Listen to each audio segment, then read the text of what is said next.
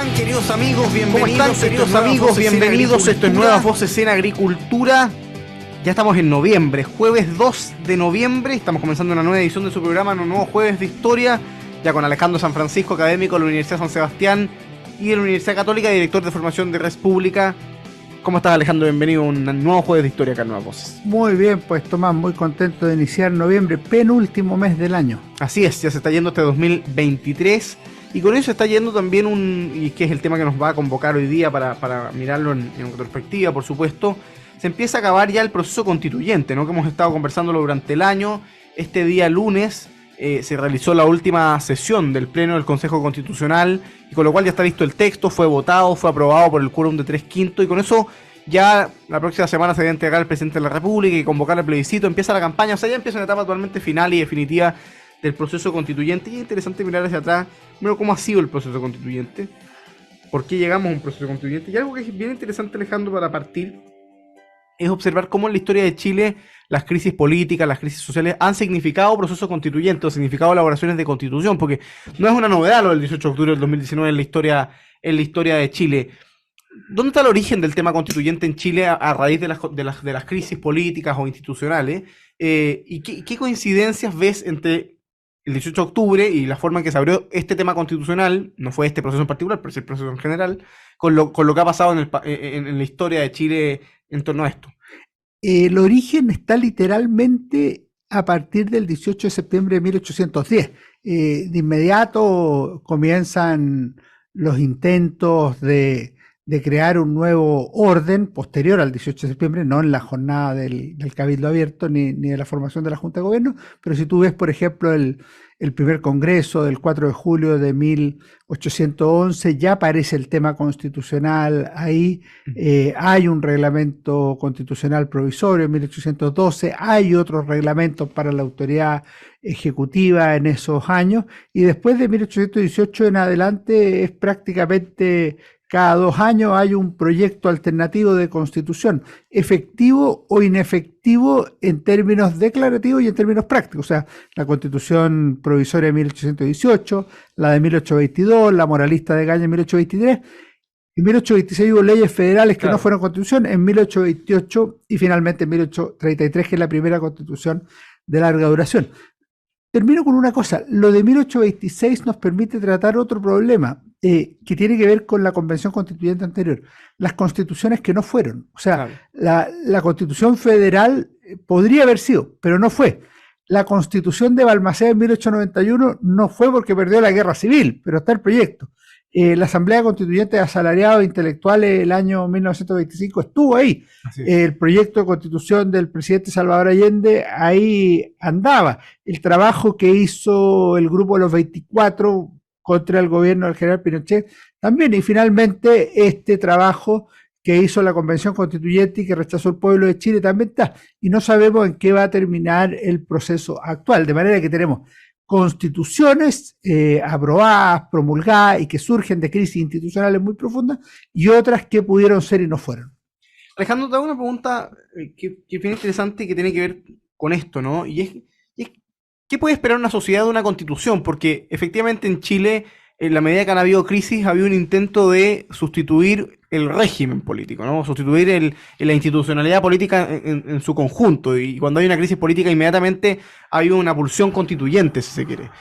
Pero ¿qué se puede esperar en definitiva de una constitución por una sociedad, de las constituciones en general?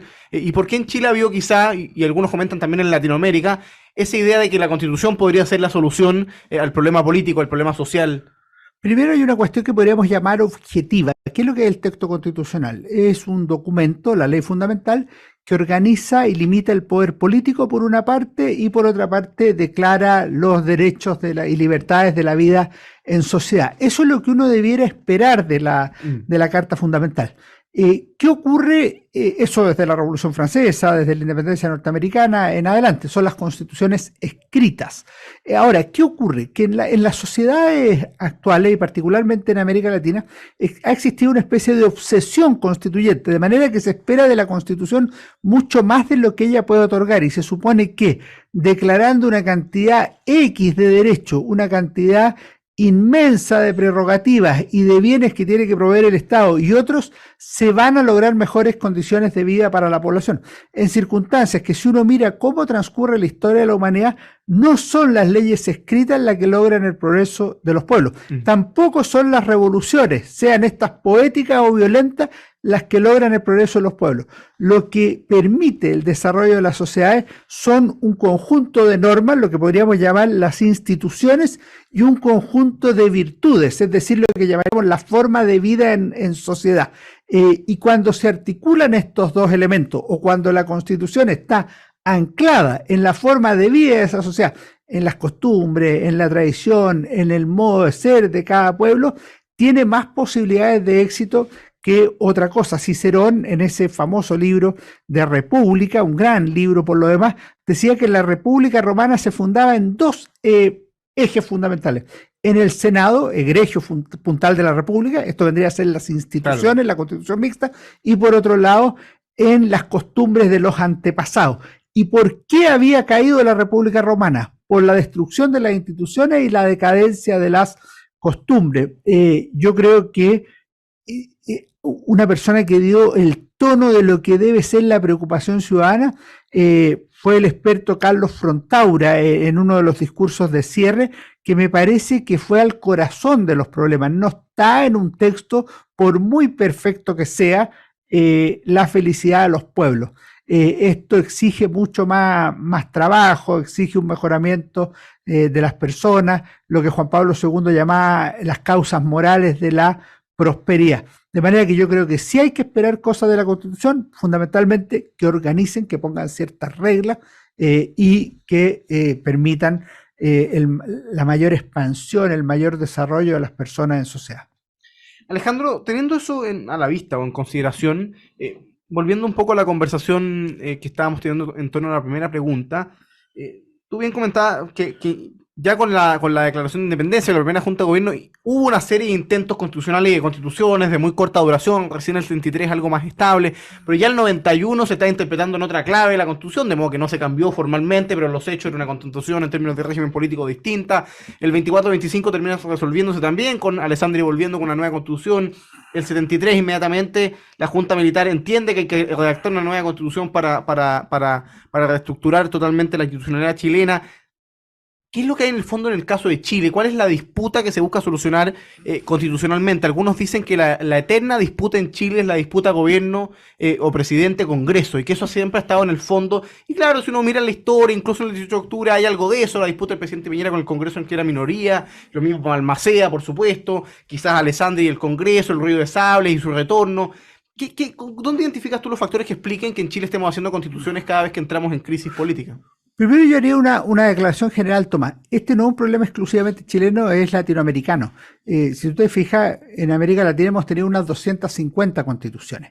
Esto da un promedio como de 10 constituciones por país, y eso evidentemente es exagerado en 200 años de vida independiente. Eso es un tema que es crucial. Lo segundo es que si la Constitución lo que hace es organizar y limitar los poderes y por otro lado declarar los derechos, también tiene un argumento de poder, es decir, el grupo que ha vencido hace una constitución más parecida a lo que quiere que a lo que querría el grupo derrotado, que precisamente no hace la constitución porque fue derrotado. Eso es Prieto, claro, Portal en 1833, eso es Alessandri en 1925, porque si no los partidos querrían una constitución parlamentarista. Esa es la constitución del 80, que está hecha como a la medida del gobierno del general Pinochet o al pensamiento de Jaime Guzmán y de otros constituyentes de la época. Esa es una segunda variante que me parece muy relevante. Lo tercero es que las constituciones, si bien decimos nosotros que tienen que fijar un marco general, tienen algo de programático, es decir, los grupos políticos tratan de meter ahí ideas de lo que son su visión de sociedad. A mí me parece que la discusión en torno al Estado Social de Derecho es eso. O sea, aquí está la oportunidad, después de la crisis de octubre de 2019, de meter un concepto que no ha estado instalado. Y como sorprendió a la centro derecha en un momento de debilidad, bueno, quedó instalada la idea de Estado Social de Derecho, que es un concepto más de izquierda o centro-izquierda, como han reconocido algunos parlamentarios. Entonces yo creo que ahí también está ese tema. Y por último, está el tema de cómo resolver un conflicto político. Pues, si tú miras el conflicto político de 2019, que fue un conflicto político, pero también fue un conflicto social y económico, ¿cómo se resolvió? Con un acuerdo por la paz y la nueva constitución. O sea, tuvo dos ejes, o sea, cómo terminar con la violencia que se había apoderado de las calles por una parte, y por otro lado, cómo resolver esta disputa sobre la legitimidad de la constitución original en 1980, reformada en el 2005 por el presidente Ricardo Lagos. Y ahí lo que se discurrió es que esto requiere un cambio constitucional. Entonces, ahí uno podría decir que hay una buena intención, resolver el conflicto. Lo que no se percibe a veces es que el conflicto no está en la génesis de la Constitución, sino que está en el contenido, y podemos abundar en eso en otro momento. Hagamos, Alejandro San Francisco, nuestra primera pausa comercial en esta conversación de Jueves de Historia, acá en Nuevas Voces de Agricultura. Estamos conversando, por supuesto, a propósito de la entrega del texto definitivo que se dará en los próximos días, pero ya el cierre del trabajo del Pleno del Consejo Constitucional, la elaboración del texto en este segundo proceso constituyente. A la vuelta a la pausa volvemos con esa conversación aquí en este Jueves de Historia con Alejandro San Francisco en Nuevas Voces de Agricultura. Estamos de vuelta, queridos amigos, con su programa Nuevas Voces en Agricultura. Estamos conversando en este Jueves de Historia con Alejandro San Francisco, académico de la Universidad San Sebastián y la Universidad Católica, director de formación de Res Pública. Conversación que usted, por supuesto, puede seguir en las distintas frecuencias de agricultura a lo largo y ancho de nuestro país, en Agricultura TV, el canal de YouTube de Radio Agricultura, por supuesto, y seguirnos en nuestras redes sociales, Nuevas Voces Chile, en las distintas plataformas. Vamos a saludar a quienes hacen posible el programa y seguimos conversando acá con Alejandro San Francisco. Posgrados de la Universidad San Sebastián cuenta con más de 100 programas en diversas áreas del conocimiento. Más de 14.000 egresados han preferido su magíster, diplomados, postítulos y especialidades. Conoce más en posgrados.uss.cl. En Enel buscamos cuidarte, que tu servicio eléctrico sea continuo y de calidad. Por eso, si sabes de un hurto de cables que haya generado corte de electricidad en tu barrio, puedes denunciarlo de manera anónima. ¿Dónde? Al 600-696-0000. 600-696-0000. Ayúdanos a evitar esta práctica ilegal y a mantenernos seguros con Enel. Y lo mejor de trabajar en BCI es que puedes contribuir desde tu propósito a hacer una diferencia en la vida de las personas y de la comunidad gracias a BCI. Y Carlos Herrera, máster en aceros y más, administrada por la segunda generación familiar, te espera en sus sucursales con una atención especializada para apoyar en todo lo que necesites para la realización de tus proyectos. Más información en carlosherrera.cl. Y en AFP Capital resolveremos tus dudas de manera cercana y te mantendremos actualizado de la contingencia financiera. AFP Capital, queremos ser tu AFP. Alejandro, hemos conversado lo que ha sido la crisis constitucional e institucional de Chile a lo largo de la historia, las veces que esto se ha reproducido, y yo no encontraría el origen de la actual discusión constitucional precisamente en lo que conversábamos del Acuerdo por la Paz y la nueva Constitución de noviembre, del 15 de noviembre de 2019, que diseñó un primer proceso que fracasó y que la gran mayoría de los partidos políticos en el Congreso Nacional decidió reeditar, reiniciar y decir, mira, este rechazo no es definitivo, sino que aquí lo que hay es una voluntad de una nueva y una buena Constitución, pero no esta, sino una siguiente, armemos un segundo proceso y en eso estamos hoy día, ¿no? Un proceso que parte, yo diría, con escaso apoyo popular, con mucha desconexión ciudadana, y yo diría con la sensación de que había una crisis o problema constitucional mucho más disipada de lo que había en noviembre. ¿Cómo afecta eso el desarrollo del proceso? Porque esto es un proceso que, a diferencia del pasado, ha tenido que jugar como contra las encuestas, porque la gente no está conectada a este tema. Mayoritariamente la gente no siguió la discusión, fue un trabajo más sobrio, más decente que el del año pasado, pero mucho más lejos de la ciudadanía y también más lejos de esa pulsión o esa tensión política en torno a la Constitución. La verdad es que eso se disipó. ¿Cómo viste esa evolución desde el proceso pasado al vigente? Yo creo que se juntan dos cosas respecto del proceso. A mí me parece que en noviembre de 2019 se instaló efectivamente el problema constituyente. O sea, uno puede decir, oye, no estaba el 18 de octubre. Evidentemente no estaba el 18 de octubre, pero se fue instalando y así lo registran las distintas encuestas, lo registran los partidos políticos de la izquierda y del centro hacia la izquierda, y después lo asume el gobierno del presidente Sebastián Piñera y el Acuerdo por la Paz y la nueva Constitución. Y eso es lo que se refleja como en la ilusión constitucional que está detrás de la convención el 4 de julio de 2021 cuando se instala. Cuando se produce el resultado el 4 de septiembre del 2022, al menos existe la posibilidad de interpretar que se cerró el tema. Claro. O sea, que así, considerámoslo así, yo creo que así era. O sea, lo que estaba preguntado es, oye, ¿hay o no hay aprobación de esta Constitución? Claro, ¿cuál fue el argumento que esgrimieron los partidos políticos y el presidente Boric? Que lo que se había votado en el plebiscito de entrada era una nueva constitución. Fíjate lo peligroso del argumento, Tomás. Si es así, y ganara el en contra en diciembre, debería iniciarse un tercer proceso constituyente. Porque eso es lo que votó la población. Yo creo que eso es tirar demasiado el argumento, porque el argumento era respecto a un proceso constituyente en determinadas circunstancias y el resultado era lo que quisiera el pueblo, no de manera perpetua. O sea, no los votantes de una elección de ahora fijar al pueblo por secula seculorum, claro, lo que debe ocurrir.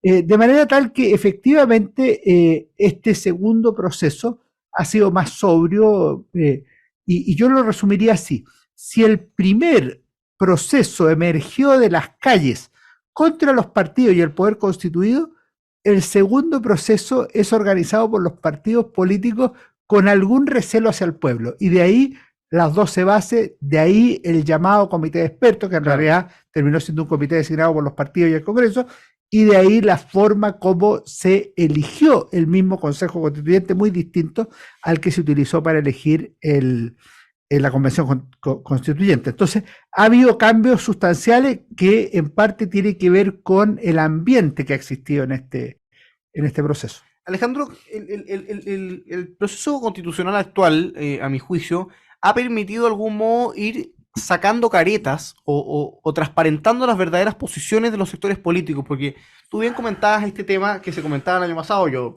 fui público detractor del segundo acuerdo, de los dos acuerdos constituyentes, pero particularmente de este último, y disputé la idea de que había una voluntad soberana expresada casi que invariable hacia el futuro de una nueva constitución, que era lo que te decían mucho hoy, ese el 80-20 se manifestó muy claro, y los mismos que decían eso son los que hoy día dicen que los que hoy día dirigen el Consejo Constitucional es una mayoría circunstancial. Entonces, todas son mayorías circunstanciales, salvo la del 80-20, que crea una nueva constitución que sería una mayoría permanente. Por definición son circunstanciales. Por supuesto, es una democracia, digamos, representativa con rotación de poder. Si no, esto sería otra cosa. Y por otro lado, los mismos sectores que en su minuto ponían como la clave la nueva constitución y asignaban en la constitución vigente los problemas, hoy día te dicen, no, yo prefiero quedarme con la constitución vigente. Entonces, eso permitió también como un trasvasije de posiciones que es interesante analizar. ¿Cómo lo has visto ya ayer, el lunes, los consejeros de izquierda y los comisionados expertos del oficialismo, todos llamaron a votar en contra? Entonces les preguntaron, oiga, pero entonces usted les gusta la constitución vigente. No es lo que estamos diciendo, la encontramos menos mala. Bueno, entonces no queremos la nueva. Y ellos mismos te dicen, no hay espacio en un tercer proceso. Entonces ya no hay voluntad original, ni tampoco hay problema en la constitución, sino que no es su constitución. ¿Cómo has visto esa evolución de posiciones políticas que es bien interesante? Primero, hay dos cosas que son centrales. ¿Por qué quieres cambiar la constitución? Si tú la quieres cambiar porque no es nacida en democracia, que ese es el argumento fundamentalmente de la izquierda o de las izquierdas, no queda sino llamar a votar a favor. Por supuesto. O sea, porque esta es nacida en democracia y la otra no. Siguiendo la coherencia del argumento. Ese sería el primer tema. Y eso daría por resuelto el asunto y nos olvidaríamos del problema y seguimos todos adelante muy contentos. Ahora, hay un segundo aspecto que también está en la situación. Si la constitución vigente es la causante de los problemas, como se argumentó en octubre y noviembre de 2019, claro, hay que cambiarla. O sea, no se puede mantener. Es la causa, es irracional. Ahora, ¿qué es lo que se ha ido produciendo? Se han ido produciendo dos cosas. O existió en su minuto deshonestidad intelectual, o ha existido en estos 2 años, 3 años, aprendizaje político. Yo creo que es una mezcla de las dos cosas. O sea, yo creo que hay gente que siempre quiso cambiar la constitución no por su origen, sino por su contenido. Claro. De hecho, hay muchos que en su minuto decían que había que cambiar la constitución del 80, que ya están hablando de que sería conveniente quedarse con la constitución de Lagos. O sea, ya estamos en la constitución de Lagos y no de Pinochet. En circunstancias que siempre fue de Pinochet o de Lagos. No ha cambiado esto del 2018, de 2019 hasta hoy. En ese caso yo creo que ha habido de las dos explicaciones, o sea, algunas han sido dadas vuelta y en otras me parece a mí que existió en su minuto una deshonestidad de la explicación. Se rechaza la constitución del 80 por algunos porque no les gusta el contenido. Y al revés lo mismo, quienes apoyaban la constitución del 80, lo que les gustaba no era el origen, si el origen le podía gustar independientemente la del Lago o la del 80, es que el contenido permitía las bases esenciales de una sociedad libre que permitía el pleno desarrollo de la persona con un estado de servicio a la persona y no al revés, con ciertas bases de la institucionalidad que permitían el desenvolvimiento de la sociedad civil y de las personas, que había logrado un progreso muy sustancial para Chile en los últimos 40 años, cosa que antes no se había podido por distintas razones. Y eso me parece que no tuvo muy buenos defensores durante algún tiempo, que silenciaron el debate constitucional en vez de meterse en la discusión constitucional desde la perspectiva de sus propias ideas. Alejandro, te hago una pregunta de contraste que cae de cajón, ¿no? Cuando se acaba este primer proceso. Es interesante analizarlo en comparación al pasado, ¿eh? Porque, claro, uno dice, hubo mucha más desconexión ciudadana, a mi juicio, entre otras cosas, porque fue un proceso totalmente inconsulto. Un grupo parlamentario vieron el 4 de septiembre un llamado a hacer un tercer proceso, se juntaron, tuvieron mucho rato diseñando el proceso, no sé si se acuerdan, uno tiene poca memoria, pero la negociación partió la segunda o tercera semana de septiembre y recién el 12 de diciembre se pudo llegar a acuerdo. O sea, el acuerdo tardó mucho más de lo que tardó el acuerdo de noviembre, en plena crisis social. Entre otras cosas porque nadie estaba muy convencido de lo que estaban inventando. Unos pedían puros designados por el Congreso, otros pedían elecciones. Los que pedían elecciones ahora quieren quedarse con el texto de los designados. O sea, hay mucho interés político cruzado. Se firma este acuerdo, totalmente inconsulto, fue desconectado a la ciudadanía, pero por otra parte, evidentemente este proceso se enmarca al menos en las formas tradicionales de actuación democrática del Chile republicano, ¿no? No hemos tenido ni discursos refundacionales, ni uno lo tira un poco en talla, pero no han habido ni disfraces, ni show, ni votaciones desde las duchas, ni falsos cánceres. Es decir, ha sido un proceso mucho más republicano en ese sentido. ¿Cuáles son los contrastes así que tú harías así un top 3 de contrastes entre lo que se termina esta semana y lo que fue el año pasado? El primero es un contraste de contenido. O sea, la Constitución de 2021-22 era una constitución revolucionaria, era una constitución que quería un cambio sustancial en la organización política y social de Chile y que rompía no solo con la constitución de 2005-1980, sino con la tradición constitucional de Chile republicano. Esta constitución, te puede gustar más el capítulo 1, el 2, el 5, pero básicamente es una constitución que está en la línea de la tradición republicana chilena de los siglos XIX y XX. Ese sería el primer contraste. El segundo contraste es respecto de la representación. Los dos han sido órganos representativos, pero el primer órgano representativo se entendió a sí mismo, la Convención Constituyente, como un poder constituyente originario, mientras que el actual, en los dos casos, el comité designado por el Congreso y los partidos y el Consejo Constituyente se entendieron siempre como un poder derivado, y no solo derivado del Congreso Nacional, sino que siempre tenían que consultar al pueblo finalmente de sus resoluciones. Y esa es una segunda cuestión de modo que es muy relevante. Y la tercera es de momento histórico. En la primera existió un momento constituyente, en la segunda evidentemente estamos en otra situación. Y la segunda diferencia de momento histórico es que lo primero parte en el gobierno del presidente Sebastián Piñera y lo segundo del presidente Gabriel Boric. Y eso evidentemente implica un cambio sustancial en lo que ha pasado en Chile en los últimos años. Pero sí quiero decir una cosa. Hay una cosa en que son comunes ambas y que es absolutamente contrario a lo que se pensaba en octubre y noviembre de 2019. Fíjate que se supone que esto iba a ser un órgano constituyente popular. La izquierda proponía que fuera una asamblea constituyente. Originalmente. El nombre generaba resquemores y problemas y todo lo demás. Y tú sabes que una de las características que tenía era que debía tener cabildo ciudadano en todas las ciudades, con una amplia participación en las plazas, en la universidad, en distintos lados. Las dos fórmulas constituyentes han estado marcadas por la ausencia casi absoluta de ese tipo de participación. O sea, en la práctica, en los dos casos ha existido un órgano representativo que ha estudiado la Constitución con sus propios expertos adentro, con sus propias negociaciones y con sus resultados que ya conocemos los dos, el de la Convención fracasada y ahora el del Consejo Constituyente con resultado abierto. Hagamos la última pausa comercial. Estamos con Alejandro San Francisco acá en este jueves de Historias Nuevas Voces. En pocos minutos volvemos con este último bloque de conversación en la 92.1 FM. Estamos de vuelta, queridos amigos, con su programa Nuevas Voces. Estamos de vuelta, queridos amigos, con su programa Nuevas Voces en Agricultura. Estamos conversando con Alejandro San Francisco. Nuevas Voces de Agricultura, por supuesto, a propósito de la entrega del texto constitucional, del fin de esta etapa de trabajo del Consejo Constitucional.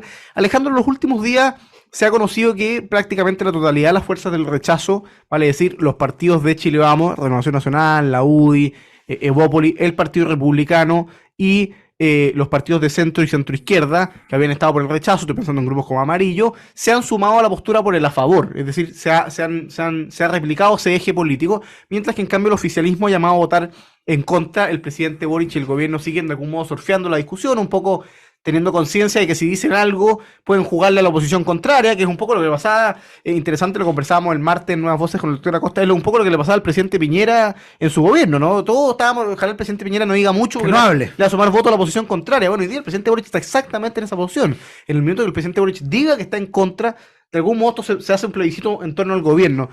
¿Cómo has visto ese posicionamiento de fuerzas políticas que de algún modo da a entender que se replican los ejes del año pasado? Es decir, los que estuvieron por el rechazo y van por el a favor, y las fuerzas de izquierda, yo diría de la DC a la izquierda, van por el en contra. Primero una reflexión así abierta. Nadie ha pensado en qué pasaría si el presidente Boris dice que va por a favor. Claro. Yo creo que enredaría harto el mapa. A diferencia si dice que va en contra, que yo creo que limpiaría la discusión. A mí me parece que lo que se ha producido es un alineamiento bastante esperable, con la democracia cristiana esperando qué sucede con las cosas, pero la centro derecha ganó las elecciones. Esta es una constitución que en general tiene las características propias de una democracia occidental, y muy lejana al espíritu refundacional que tenía la Carta de 2022. En cambio, el gobierno y los partidos de izquierda, el PPD, el PS, con alguna distancia de aprobar para reformar, el Frente Amplio, el Partido Comunista y otros grupos, con un decidido respaldo a la Constitución de la Convención Constituyente, ellos se jugaron por un texto refundacional. Entonces es muy lógico que no apoyen la actual propuesta. O sea, la actual propuesta no quiere refundar el país, no establece un Chile plurinacional, no establece una especie de eliminación del Senado con otro tipo de instituciones. O sea, es muy distante de lo que fue el proyecto del 4 de septiembre de 2022. Si tú pones la actual constitución, yo no la he leído entera, pero por lo que he leído a través del tiempo, si tú pones la actual constitución comparada con constituciones anteriores, tú vas a ver una línea de continuidad. Si tú la comparas con la del 4 de septiembre, es muy discordante, y es porque la constitución del 4 de septiembre era muy distinta a la tradición constitucional de Chile. Entonces es razonable, es esperable que los partidos de gobierno se opongan a la Carta Fundamental. En el fondo hicieron el costo inmediato, porque la única cosa que uno les puede reprochar es esta ambigüedad, en el sentido de que decían que el problema de Chile era constitucional o constituyente más bien, y en segundo lugar que la Constitución era la causa de los males del país.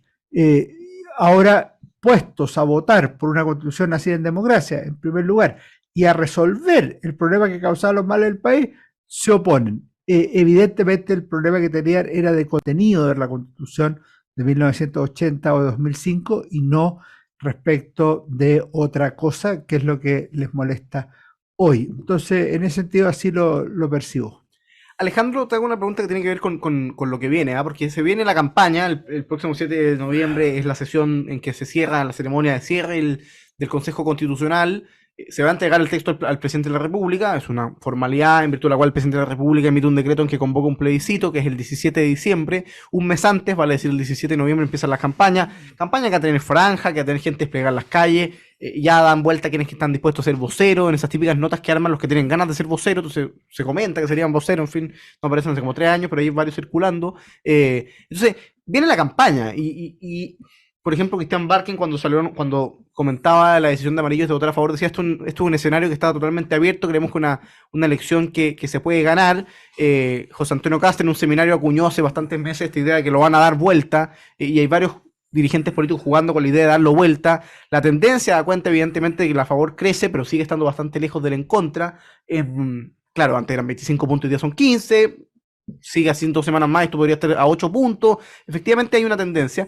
¿Cómo ves ese escenario político con todos estos elementos que hemos conversado, con un gobierno silente, con una izquierda que está en contra, pero que los medios informan que hay poca campaña porque se han demorado mucho en decidir, porque estaban estirando el chicle para que la derecha también le costara subirse? ¿Cómo ves la campaña y el plebiscito del 17 de diciembre? Yo veo dos cosas. Si tú miras lo que fue abril de 2022 a septiembre de 2023, fue exactamente al revés. O sea, fue de una continua, Claro. de un continuo distanciamiento, salvo después del discurso del 1 de junio del presidente Gabriel Boric, el 1 de junio Del año del 22. En todo lo demás fue distanciándose el apruebo del rechazo. Hoy día lo que ocurre es exactamente al revés. Partió con un en contra muy disparado, un a favor muy opaco, muy poco entusiasta, y hoy día se ha ido estrechando, pero a una gran distancia todavía. Lo que es esperable es que se siga achicando la distancia sin tener claro el resultado final. Ahora, en términos de campaña, yo imagino una campaña poco, poco encendida. Pero ojo, que al menos ha habido 2 o 3 elecciones en los últimos 15 años en que se esperaba lo mismo y que curiosamente cuando fueron las franjas de televisión tuvieron altas tasas de visualización. Claro. Entonces podría existir algo parecido ahora. Hay que estar atentos porque no hay que hacer cosa de que de repente se produzca un boom de interés por informarse. Obviamente aquí van a jugar dos cosas. Por un lado va a jugar el contenido, qué claro. tiene la Constitución que es bueno para Chile o qué tiene la Constitución que es malo para Chile, según la posición que se tenga. Y en segundo lugar, las emociones, o sea, cómo trato de acercar a la gente hacia el agua de mi molino. Y yo creo que en ese sentido las campañas tienen que tener las dos cosas. Yo por formación y por el tipo de elección que hay, me parece que lo más relevante es lo primero, o sea, el conocimiento del texto y sus implicancias, pero no cabe duda que la campaña televisada, las cuñas, los mensajes de Instagram, de Internet, de Twitter, tienen que apelar más a las emociones que al exceso de información. Alejandro, pasemos a la recomendación del libro que tiene mucho que ver con el tema que nos convoca. Sí. ¿Qué le traes a nuestros auditores? Yo me leí hace algún tiempo, esto hace más de un año, me leí este libro, La Constitución en disputa, mirada sobre el debate constitucional. Esto independiente cómo se cierra el tema, es un libro editado por Felipe Schwember, Valentina Verbal y Benjamín Ugalde por Democracia y Libertad, que tiene varios autores, Armando Carte, Arturo Fontaine, Benjamín Ugalde, Claudio Palavecino, Constanza Juve, Eduardo Fuentes, Felipe Schwember, Natalia González, Sofía Correa, Valentina Verbal y Jimena Gauché. Yo creo que es un libro excelente, primero, tiene muy buen nivel de artículos, son artículos diversos que tratan problemas de fondo de la política chilena. Por ejemplo, el de Arturo Fontaine, de memoria, es sobre la organización del poder político, el presidencialismo, el semipresidencialismo y cosas por el estilo. Armando Cartes trata el tema de la descentralización y así cada uno va mirando aquellos temas que son su especialidad y que cree que son relevantes. A mí me parece que independiente de qué ocurra con el actual proceso, es necesario que al menos las personas que están interesadas en los asuntos públicos nos tomemos la Constitución en serio y no se produzca este vacío o este debate de a uno que se produjo en materia constitucional entre el año 2000 y 2020, que nos tiene en alguna medida en el problema o en el zapato chino en que estamos metidos. Siempre es bueno contestar los argumentos con argumentos y no con indiferencia o como si no existiera el debate. Yo creo que ese es un aprendizaje que ha dejado la cuestión constituyente en la sociedad nuestra. La Constitución en disputa, entonces, miradas sobre el debate constitucional chileno de varios autores. Los editores son Felipe Schwember, Valentina Verbal y Benjamín Ugalde. Hay varios autores que además han tenido un papel bastante determinante en los últimos procesos. Constanza Juve fue convencional constituyente en la convención pasada. Natalia González, por ejemplo, hoy día es comisionada experta. Nombrada por la UDI, en fin, algunos que han asumido posición. Hay una columna circulando de Sofía Correa que anuncia su voto a favor del texto, si no me equivoco, la tercera de los últimos días. Destacada académica en la Universidad de Chile. Destacada académica, bueno, Arturo Fontes ha estado en este debate, Claudio Palavecino, profesor de la Universidad de Chile, en fin, Armando Carte, distintos autores, así que la Constitución en disputa es la recomendación de Alejandro San Francisco para este día acá en Nuevas Voces. Alejandro, tú además querías mandar un saludo antes de irnos en Nuevas Voces. Primero un recuerdo a nombre mío y de mi familia. Ayer fue 1 de noviembre, mi padre José San Francisco habría cumplido 84 años, mi papá falleció hace algún tiempo y como siempre lo recordamos con el mismo cariño, con su alegría, con su risa, con todo el cuerpo, lo pasamos muy bien, le agradecemos a Dios que haya vivido tantos años y por supuesto lo recordamos y comparto con los auditores. Y aprovecho mandarle un saludo especial a mi hermano Sebastián, que está de cumpleaños el 5, el domingo. Muy pegado. Somos noviembrinos todos y yo soy del Sí. 20, así que imagínate cómo tenemos este mes de barato. celebraciones. Un mes barato para Así que para un la gran familia. recuerdo para José San Francisco. Hay un saludo ahí. Álvaro Merino, que trabaja en la Tsunami, me dijo, dame tu dirección, tengo una cosa. Y me mandó una conferencia que había dado mi papá ¿Allá? en materia En laboral materia minera. y todo eso. Así que muy simpático, Álvaro. Con eso vamos terminando entonces nuestro programa, queridos amigos. Les agradecemos su sintonía, como siempre, acá en Nuevas Voces de Agricultura. Los invito a que se queden en la 92.1, porque ya viene Deportes en Agricultura. Y nosotros nos reencontramos mañana viernes para cerrar esta semana, última semana de octubre, primera semana de noviembre, acá en Nuevas Voces de Agricultura, como cada día a las 13 horas. Que estén muy bien. Chao, chao.